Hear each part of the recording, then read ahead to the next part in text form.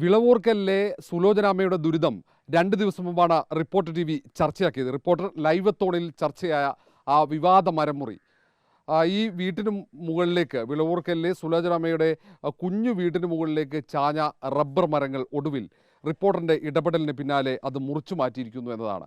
ഏതാണ്ട് 1 വർഷമായി പഞ്ചായത്തിൽ നൽകിയ പരാതി, ആ പരാതി പരിഹരിക്കപ്പെട്ടിരുന്നില്ല.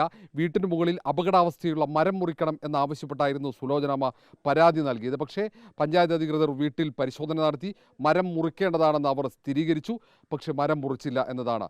പോലീസ് ഉദ്യോഗസ്ഥനായ എഡ്വിൻ സാമിൻ്റെ കടുത്ത നിലപാടായിരുന്നു മരം മുറിക്ക് തടസ്സമായത്. പക്ഷേ റിപ്പോർട്ടർ TV ഇടപെട്ടു. ലൈവത്തോൺ അത് വിശദമായി ചർച്ച ചെയ്തു. പിന്നാലെ പഞ്ചായത്ത് പ്രസിഡന്റ് ലാലി ഉൾപ്പെടെ ഇടപെടുന്നു. പിന്നാലെ മരം മുറിക്കാനുള്ള തീരുമാനമാകുന്നു. ഒടുവിൽ ആ മരം മുറിച്ചിരിക്കുന്നു. തൽക്കാലത്തെങ്കിലും ഒരു ആശ്വാസമായില്ലേ സുലോചനാമ്മയ്ക്ക്? എനിക്ക് തൽക്കാലത്തേക്ക് ഒരു ആശ്വാസമായി സാറേ. ഇനി പൊടിച്ചു വരുമ്പോൾ ഗതി ഏതാണെന്ന് അറിഞ്ഞില്ല. മതിലും ഏതാണ്ട് ആവാറായി. പോസ്റ്റ് ലൈമാന്മാർ വന്നതിനൊക്കെ പറഞ്ഞ് പോസ്റ്റ് എത്രയും പെട്ടെന്ന് മതിൽ കെട്ടി മാറ്റി കൊടുക്കണമെന്ന്. ഇതിനൊരു മാറ്റമൊന്നും ഉണ്ടാവില്ല എന്ന്. അല്ലെങ്കിൽ 2 എണ്ണം അപകടത്തിൽ പോകുമെന്നാണ് പറഞ്ഞത്. 2 പേര് മാത്രമേ ഈ കുഞ്ഞു വീട്ടിനകത്തുള്ളൂ. അതുകൊണ്ട് ഇത് എത്രയും പെട്ടെന്ന് സഹായിച്ചു കൊടുക്കണമെന്ന്. പകലില്ലാതെ അമ്മ ഇവിടെ വന്ന് രാവിലെ രാത്രിയായിട്ട് വന്ന് സഞ്ചാരിച്ചുകൊണ്ട് നിൽക്കുകയാണ്. എനിക്ക് പേടി ഭയം ഉണ്ട് അവൻ കല്ലാലും എടുത്ത് എറിയുമെന്നുള്ളത്. ഇല്ല, അങ്ങനെ കല്ലെടുത്ത് എറിയാനൊന്നും പോകുന്നില്ല. ഞങ്ങൾ ഉൾപ്പെടെ എല്ലാവരും ഉണ്ട്, സംഭവമുണ്ട്, ജനങ്ങളുണ്ട്, റിപ്പോർട്ടറുണ്ട്. അപ്പോൾ റിപ്പോർട്ടർ അന്ന് ഇടപെട്ടതുകൊണ്ടാണ്, അന്ന് നമ്മൾ പഞ്ചായത്ത് ഓഫീസിന് മുന്നിൽ കണ്ടതുകൊണ്ടാണ് ഇത്തരമൊരു ഇടപെടലുണ്ടായത്. തന്നെ ഓക്കെ അത്രയും ഞാൻ കൊണ്ടുവന്നതല്ല. പഞ്ചായത്ത് മുമ്പ് വെച്ച് എന്നെ ദൈവമായിട്ടാണ് എന്നെ കൊണ്ട് അവരെ കൂട്ടി മുട്ടിച്ചു തന്നത്. എനിക്ക് കയറി വരാൻ പോലും ഒരു ഇടമില്ല സാറേ. എന്ന് വെച്ചാൽ റോഡ് ക്ലിയർ അല്ല. ആദ്യം 3 അടി 2 അടുത്തുനിന്ന് 3 അടി വഴി വീതം വിട്ടു തന്നു. ആ 3 അടി വഴി വിട്ടു തന്നതിനേക്കാൾ പിന്നെ അടുത്ത വസ്തു വിളക്കാറ് വഴി വീതി കൂട്ടി അത് ഇനി ഞങ്ങൾ 4 വീട്ടുകാരാണ് ഇങ്ങോട്ട് കയറി വരണത്. ഇപ്പം ഞാൻ പരാതിപ്പെടണം, ഞാൻ ഒരു വീട്ടുകാരേ ഉള്ളൂ. ബാക്കി 3 വീട്ടുകാർക്ക് അത് വേണ്ട. അപ്പം എൻ്റെ ഭർത്താവ് കിടയാണ്. അവർക്ക് ഇത്തിരി വെളിയിൽ അങ്ങോട്ട് താഴോട്ട് പോയി. ഈ മരം മുറിക്കാൻ നിങ്ങൾ എത്ര കാലം മുമ്പായിരുന്നു പരാതി നൽകിയത്? 1 വർഷം ആവാറായി സാറേ. ആദ്യത്തെ കേരള സസ്യസിൻ്റെ ഇതിലാണ് ഞാൻ പിറ്റേന്ന് പോയത് പരാതിയും കൊണ്ട്. പരാതി എഴുതി തന്ന ആളിന് 50 രൂപയും കൊടുത്തു. എന്നിട്ട് അവർ സ്വീകരിച്ചില്ല. ഞാൻ ചെല്ലുമ്പോൾ പറയും ഞാൻ വരാം എന്ന് പറഞ്ഞാൽ അല്ലാതെ ഒരു അർമ്മതവും പറഞ്ഞില്ല. ഇപ്പം ഒരു മരം മുറിച്ചിരിക്കുന്നു, മറ്റു മരങ്ങളുടെ ചില്ലകളും വെട്ടിമാറ്റിയിട്ടുണ്ട്. ഇപ്പം എങ്ങനെയാണ്, ഇനി എന്താണ് ആവശ്യം? ലാലി മെമ്പർ പറയണത് ഇപ്പോഴത്തേക്ക് ഒരു അപകടത്തിൽ നിന്ന് ഒഴിവാക്കിയല്ലേ നിങ്ങളാ എന്ന് പറഞ്ഞ്.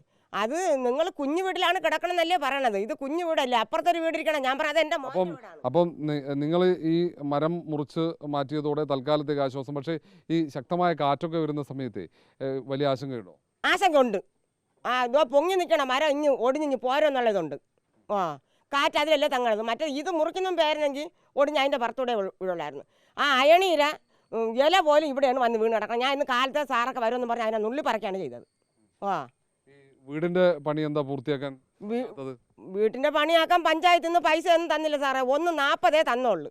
ഇപ്പം എനിക്ക് തൊഴിലുറപ്പിൻ്റെ പദ്ധതിയിൽ 10 രൂപ വന്നു. അതിനാണ് ഇതാ ഇപ്പം അതുകളെ വിളിച്ച് ഞാൻ ചെയ്യിക്കണത്. ഞാൻ അരി പോലും മാക്കിയതാണ് ആ പൈസ ഇട്ട് ചെയ്യിക്കണത്. സാറ് സത്യത്തിൽ ഇന്ന് ഞാൻ പോയി പാൽ 2 പേർ കടമാണേ വാങ്ങിച്ചുകൊണ്ടു. ആ പൈസ ഇവിടെ ഇരിക്കാൻ വിട്ട് അത് കല്ലിറക്കിയതിന് 5500 രൂപയായി. ഇതാ ഇപ്പം 100 കല്ലിറക്കിയതിന് ആ പൈസ കൊടുത്തു. ബാക്കി പൈസ ഇന്ന് എൻ്റെ കയ്യിൽ ഇരിക്കണം. ഇനി ആരുടെയെങ്കിലും ഭിക്ഷ ചായക്കുമ്പോൾ ജായിച്ചു വേണം ബാക്കി പൈസ ഈ കൂലിക്കാർക്ക് കൊടുക്കാൻ.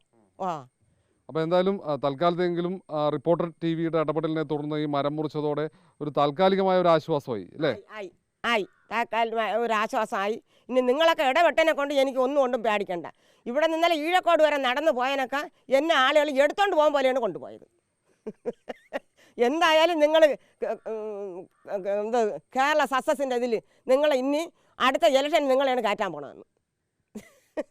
അപ്പോൾ ഇപ്പം ഈ പ്രദേശത്ത് വിളവൂർക്കലിലെ ഒരു വലിയ പോരാട്ടം നയിച്ച നായികയായി ഇപ്പോൾ സുലോചനാമ്മ മാറിക്കൊണ്ടിരിക്കുകയാണെന്നാണ് പറയുന്നത്. പ്രദേശവാസികൾക്ക് വലിയ ആവേശമാണ്. കാരണം പഞ്ചായത്തിൽ നമ്മൾ അന്ന് എത്തിയത് സർക്കാർ ഉദ്യോഗസ്ഥന്മാർ കൃത്യസമയത്ത് ജോലിക്ക് ഹാജരാകുന്നുണ്ടോ എന്ന് പരിശോധിക്കാനായിരുന്നു.